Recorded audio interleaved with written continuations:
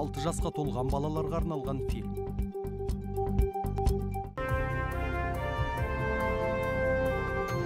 Хайди. Асқар альпі биік таудан атасымен иті бар жан Хайди. Кездейсің бір оқиғаға тап болғанда құтқаратын Хайди. Жанғаннан жинаған Хайди. Өмір сыйлаған Хайди. Тәтті қалаған, тәтті қалаған, тәтті қалаған. Алыс сапарға аттанған Хайди ақыры әпкесі Детамен бірге Дорфле қыстағына келді. Көрдіңдер ме? Бұл қыз әлгі ағаймен бірге тұрмақшы. Кішкентай қыз жасы егде тартқан долы мінезді атасымен бірге тұратын болды. Бірақ сен ендігәрі мұнда келуші болма. Әпкесі кеткен бойда атасының адуынды мінезіне тап. Тау ортасы қаладан келген қызға пана бола алмайды. Атасының долы мінезін алғаш көріп тұрса да, Хайди жақсылықтан үмітін үзген жоқ. Ертеңнен бастап атамның көңіл күйі жадырай түссе екен. Көгалдағы алғашқы күн.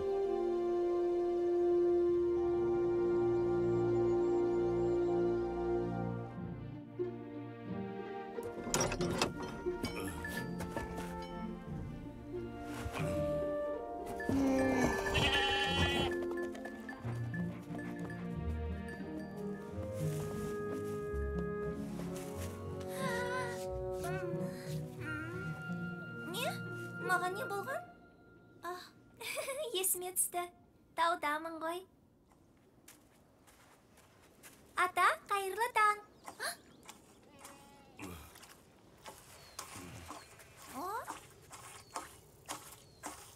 Ата, не істеп отырсыз? Демек сүтті осылай жасайды екен ғой, я? Мазамды алмай ары бар.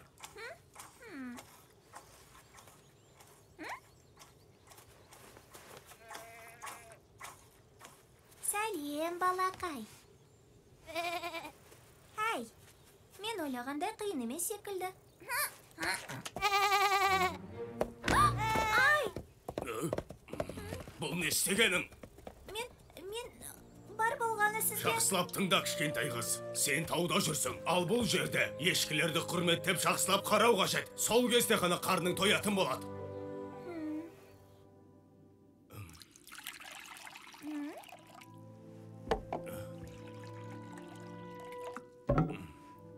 Қане, асыңды іш.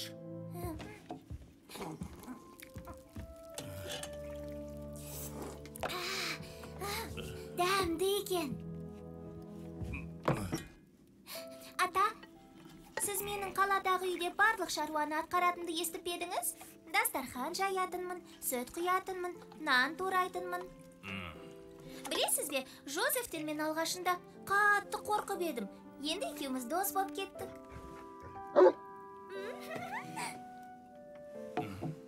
Рахмет. Ата, сіздің ешкілеріңіз сондай сүйкімді екен, оларды қалай атайсыз?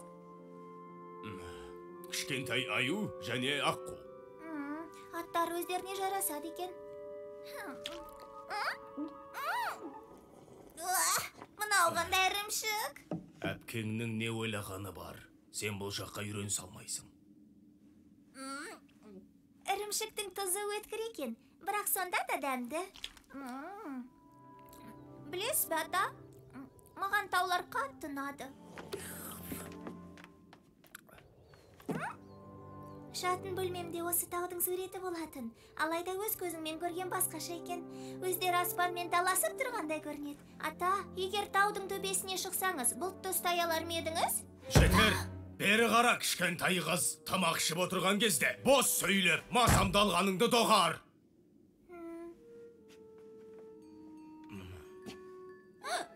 Мынау таныс дыбыс.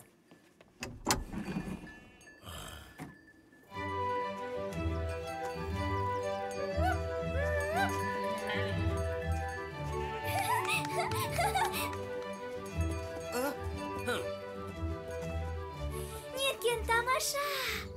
Осынша керемет дыбыстарды аузыңмен қалай жасадың? Менің атым Хайди. Хайди. Кеше кездесіп едік қой. Киімімді әкеп бергенсің, есіңде ме? Тіліңді жұтып қойдың ба? Оның аты Питер. Егер жауап қатпаса, демек сен бос сөйлеп тұрсың. Ол біздің бақташы жігіт. Ешкілерімізді жайылымға барып бағады.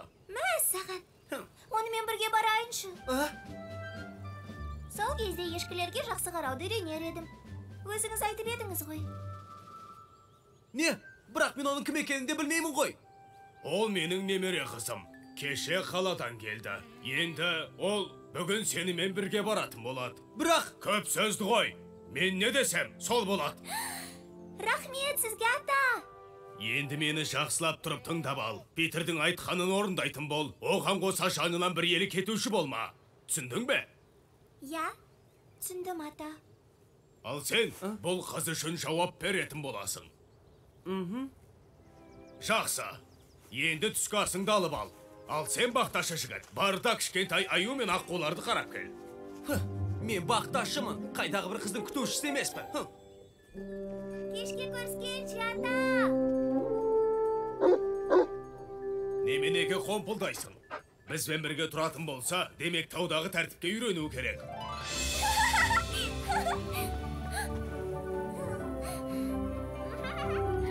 Шық.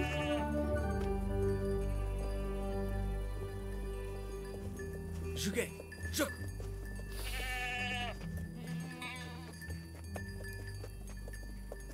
Білесің бе, сенімен бірге жүргеніме қуанып тұрмын. Бақташы болған жақсы шығар, я? Солай ма, Питер? Сен не, тағы да тіліңді жұтып қойдың ба? Жоқ, жайыма қалды.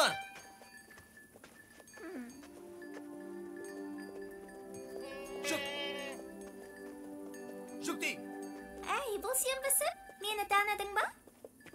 А? Біз әлде қашан танысып алғанбыз. Оның аты кім? Тыңда, ағай саған қарап жүр деді. Сөйле деген жоқ. Өзің шөпті тырналап жейді екенсің. Демек, бұдан бұлай атың тырна болады. Жетер! Жаңа ат қоятын болсаң, оны қашырып аламыз. Ендеше оның шын атын айтсаңшы. Лили, Рахмет. Сәлем, Лили. Ал мынау ше, кішкентай қымбаттым менің. саған не дедім? Оның аты қымбатты екенін қалай біліп қойдың? Рас па? Көп ойландым. Тоқта, енді айтушы болма. Исінің жаманын-ай. Мәссаған, өзіңнің көңіл күйің жоқ секілді ғой. Демек атың долы болса керек. Оның аты Пай. Сен мен ойнақсы келіп тұрған жоқ. Ол тек мені ғана тыңдайды. Екеуің де долысыңдар, сондықтан тыңдайтын шығар. Күлкілі емес. Кешір, сен сонда мүлдем ойнамайсың ба? Жоқ, мен бақташымын. Жұмысым өте ауыр. Қыстақтағы барлық ешкілерге жауапты болу. Оңай шаруа емес. Сонда қыстақтағы бүкіл ешкілерді бағасың ба? Анау қиянқ теке. Ол Ганс пен Барбелдің текесі. Өзі Пайға ұқсайды. Ал Лили, Ламберджектікі. Қымбаттым болса, қыстақтағы дүкеншінікі. Кішкентай аққу мен аюды өзің білесің. Ал қалған лақтардың бәрі менікі. Мәссаған, қандай күшті. Қане, енді қайтуымыз керек.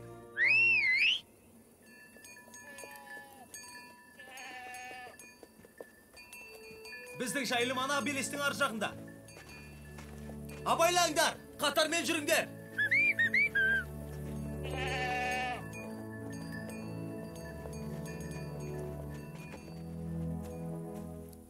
Кішкентай аю мен аққу, жүріңдер. Қане, жылдамдатсаңдаршы жалқау ешкілер. Бүгінгі естіген шағымдары көп болып кеткен секілді. Олай емес. Бұлар үнемі ойларына келгенді жасайды. Дәл сенің атаң секілді. Жүріңдер дей. Мұның не? Доғар! Оларды ұрышып болма! Ұрғанда қандай? Әй, қаланың қызы, маған ешкі бағуды үйретпе. Өтінем олай істемеші. Егер ұрғанды доғарсаң, саған түскі асымның жартысын берем. Наның мен ірімшігіңнің жартысын ба? Жарайды, егер оларды менен жақсы қарай аламын деп ойласаң, көрейік.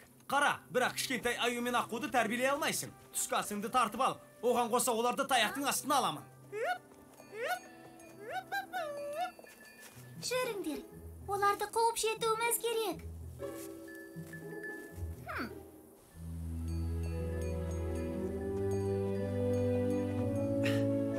барсаңдар болар.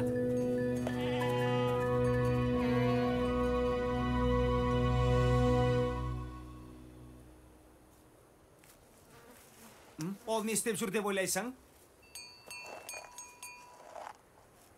Иә, дұрыс айтасың.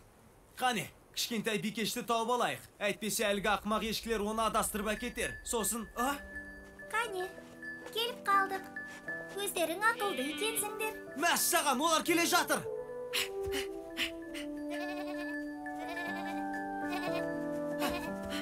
Көрдің бе? Таяқсыз да тыңдатуға болады. Көрдім. Бәрібір түскі асыңмен бөлісуіңе тура келеді.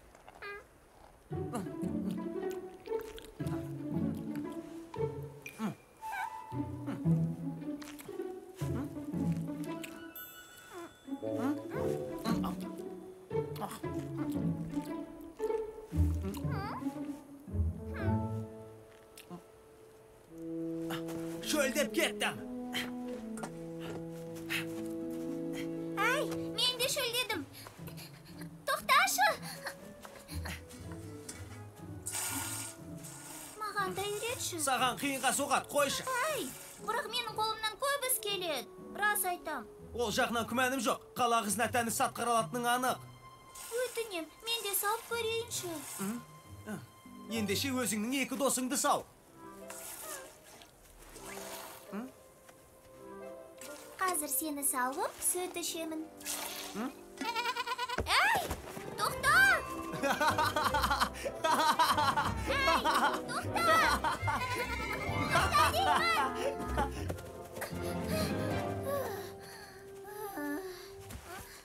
Сонымен, жеткілікті сүт сау алдың ба? Ал менікінен көп шықты. Мен де ішсем бола ма?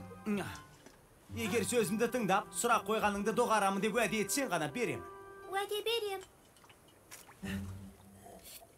Енді тәтті жейтін уақыт келді. Бұл не? Ешкілерге арналған тәтті. Өзі сондай дәмді. Дәмін көргін келе ме?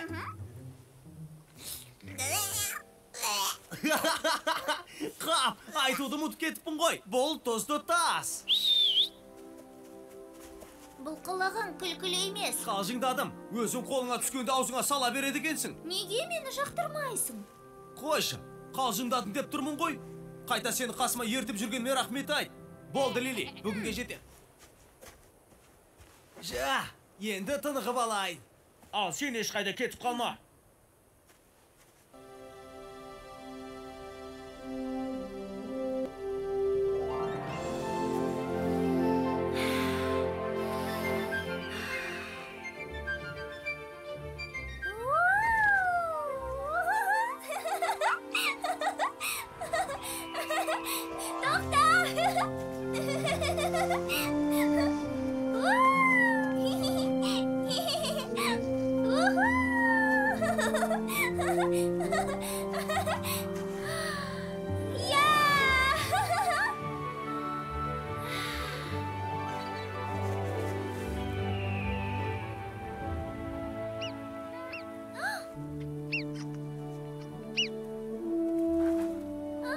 Сүйкімдісің, ай?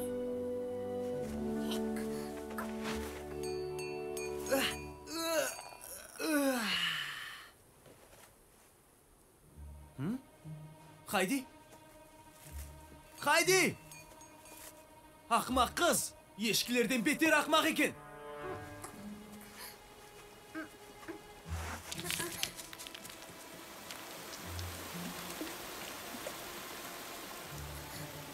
Балақай, тағы да көрінші. Мен саған жамандық жасамайым. Мұнда екенсің ғой. Қазір... Хайди! Хайди! Хайди! Айғайлама, Питер. Оны қорқытып тастадың. Хайди, қозғалушы болма!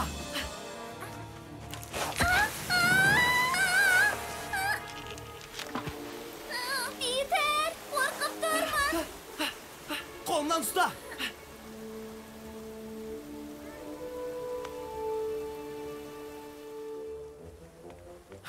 Не ойлағаның бар, а? Есіңнен адастың ба? Атаң құз жартас туралы. Саған ескертпеп пе еді, а? Қыз жартас па? Жоқ. Есіңде болсын, ол өте қауіпті же. Мен абайлап жүрдім ғой. Кішкентай жәндікті көргім кел. Өзі сондай сүйкімді екен. Тыңда, бұдан бұлай, менің жанымнан ешқайда кетуші болма. Түсіндің бе сен? Түсіндің бе дейм саған? Маған жөнсіз айғайламағаныңда қасыңнан кетпес едім. Жөнсіз бе? Неге түсінбейсің? Егер мен болмағанда құлап кетсең не істер едім? Сен мен ойлап қорықтың ба? Мен бе? Мен бақташымын ғой, ал бақташылар ештеңеден қорықпайды. Егер атаң мұнда не болған естісе, менің сазайымды тарттырады. Кешірші. Бірақ білесің бе? Егер сен маған айғайлағаныңды доғармасаң, екеуміз ешқашанда дос бола алмаймыз. Қайтуымыз керек, кеттік.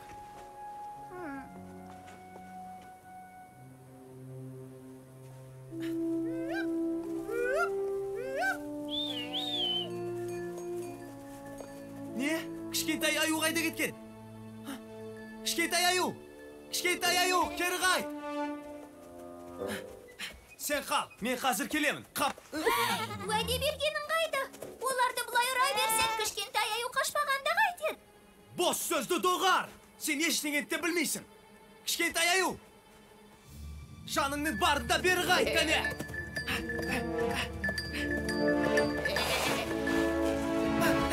Жоқ! Кішкентай аю!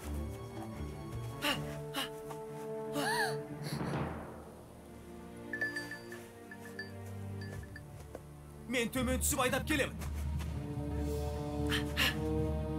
Достым, сабаңа түсші. Жоқ! Тыныштал, кішкентай аюым. Питерден қашпайсың ғой, солай ма? Ол сені құтқарып қалғысы келеді.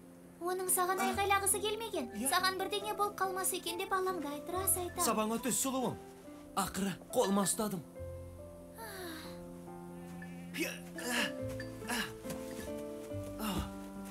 Аяғын жарақаттап алыпты.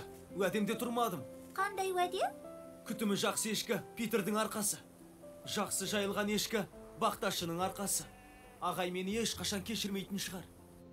Келеңсіз жағдай ма? Мен бар болғаны кішкентай аюды... Мен кінәлімін. Питердің еш кінәсі жоқ. Жартас жанындағы суырды көргім келіп кетіп қалғам. Ал Питер мен іздеймін деп ешкілерден алыстап кетті. Жартас деймісің? Сен оны құз жартасқа жібергеніңді қалай түсінемін? Ол жаққа барушы болма дегенім қайда? Оның еш кінәсі жоқ. Егер мен ешқайда кетпегенімде, кішкентай аюға ештеңе болмасын. Қалайша сен? Өтінемін, ата. Ол сіз айтқанның бәрін орындады.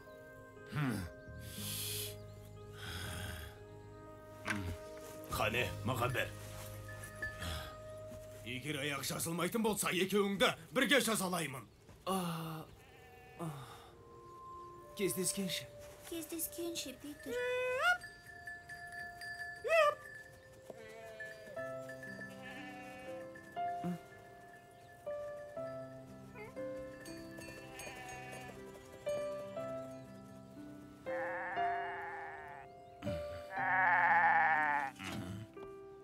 Әпкеңнің не ойлағаны бар? Дедеге қаншама рет айттым, кішкентай қыз тауда өмір сүре алмайды деп. Кішкентай аюшы, ол жақын арада сауығып кете ме? Қазір ештеңе айта алмайым. Ертеңге дейін күтуімізге тура келеді. Ал сенің жасаң, кешкі ассыз ұйықтайтын боласың. Бәлкім сол кезде ақылың кіретін болар.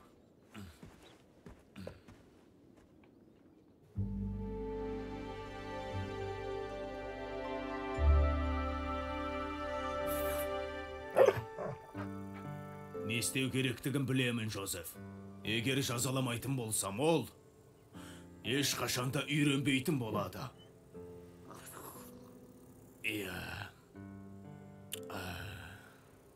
Сондықтан маған бұлай қарағаныңды доғар. Жәжеңдің оны аш құрсақ қалдыра алмайым.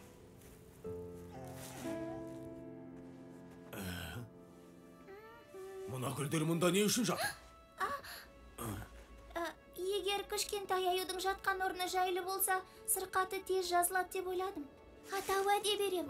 Бүгіннен бастап жақсы қыз болам. Сіздің көңіліңізден шығу үшін бәрін жасауға дайынмын. Кішкентай аюға қамқор болу үшін түнімен қасында отыруға да дайынмын. Қарның ашты ма? Айтшы. Аздап. Ендеше не қып тұрсың? Жоқ әлде сүт өздігінен құйыла қалады деп ойладың ба?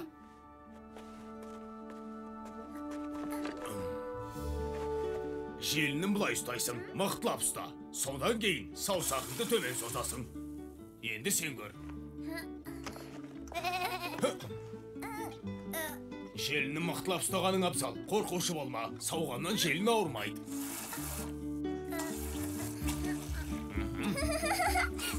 Ата, қараңыз, қолымнан келді. Иә. Қараңыз, көп сүт шықты. Қайырлы түн, кішкентай қыз. Қайырлы түн, ата.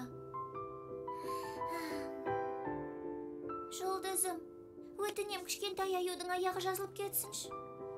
Қайырлы түн.